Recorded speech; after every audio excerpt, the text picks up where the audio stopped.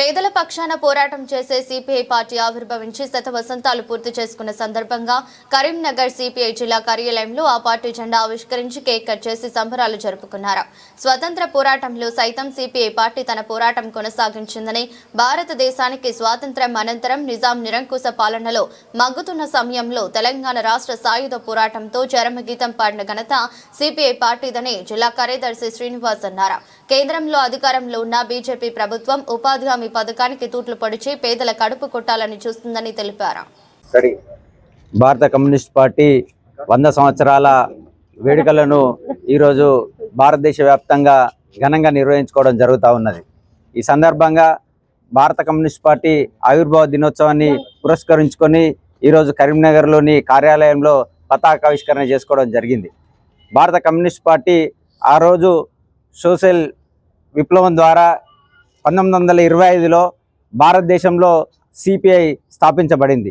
ఆ రోజు నుంచి ఈ రోజు వరకు ఎన్నలేని పోరాటాలు చేస్తూ పేద ప్రజల పక్షాన నిలబడి పోరాడుతూ ఉన్నది. ఆ రోజు భారతదేశ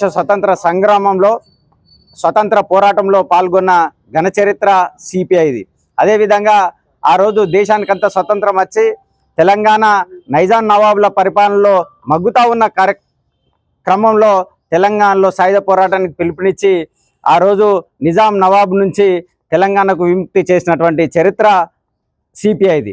బద్దం ఎల్లారెడ్డి గారు, అదేవిధంగా అన్నబేరి ప్రభాకర్ లాంటి గొప్ప వ్యక్తులను ప్రాణాలు అర్పించి పోరాటాలు చేసిన ఘన చరిత్ర సిపిఐది.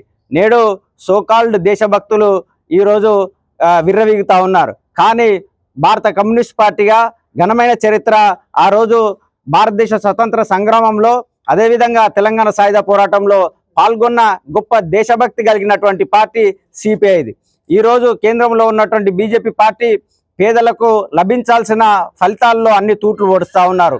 ఈరోజు రీసెంట్గా తీసుకుంటే గ్రామీణ ఉపాధి హామీ పథకానికి సంబంధించింది కూడా పని రోజులు తగ్గిస్తూ అదేవిధంగా యంత్రాలను ఉపయోగించి విధంగా చర్యలు తీసుకుంటూ ఉన్నారు. దాని ద్వారా ఈరోజు పేదలకు అందాల్సిన ఫలితాలకన్నిటికీ తూట్లు పొడిచే పరిస్థితి నెలకొంటా ఉంది. భవిష్యత్తులో కూడా పేద పక్షాన పోరాటం చేయడానికి సిపిఐగా మేము ముందుంటామని తెలియజేస్తూ ఈ సందర్భంగా అందరికీ శుభాకాంక్షలు తెలియడం జరుగుతూ ఉంది.